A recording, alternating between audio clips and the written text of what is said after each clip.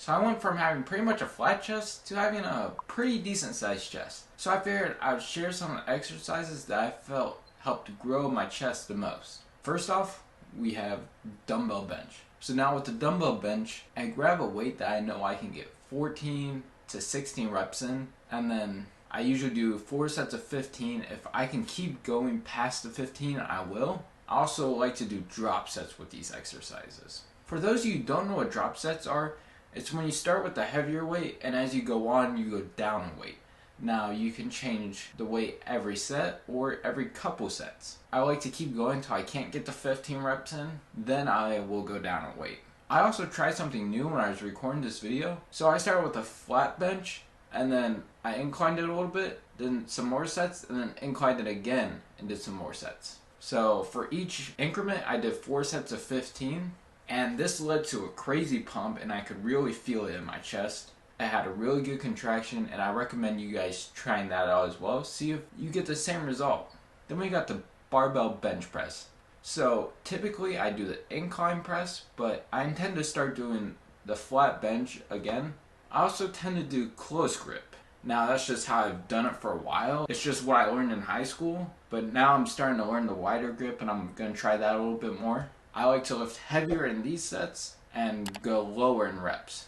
The exercises I really only lift heavy and do low reps in are benching, squatting, T-bar rowing, and barbell rowing. I would say deadlift, but I don't honestly see the point in deadlifting. I think the exercise is kind of dumb. That's just a personal opinion. You can deadlift if you want. Just try to be smart about it and don't injure yourself. Then we got one of my favorite chest exercises, the dumbbell flies. Now you can do cable flies if you like. Personally, I feel like I get a better contraction and a better pump when I do the dumbbell flies. Now with the dumbbell flies, I do drop sets as well. Also, I do FSTs typically.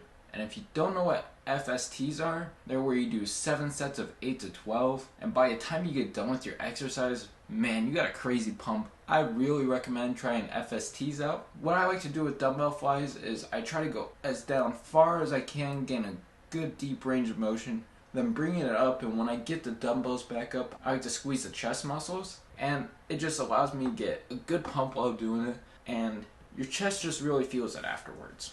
We also got dips. So with the dips, what I like to do is I like to emphasize on leaning forward. That way you get a good contraction in your pectoral muscle.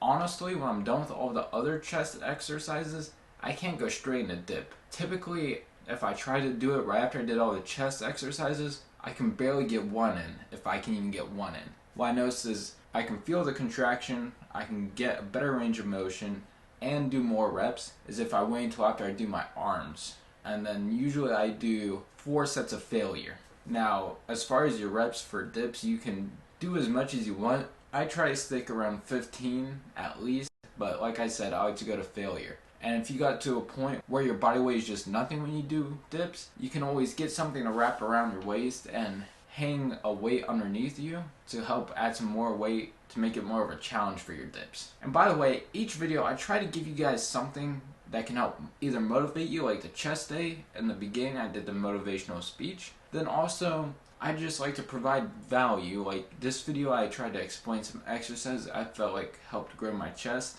and how I did it, because I just want to be able to provide value for you guys. Anyways guys, thank you for watching, and I'll catch you guys next week.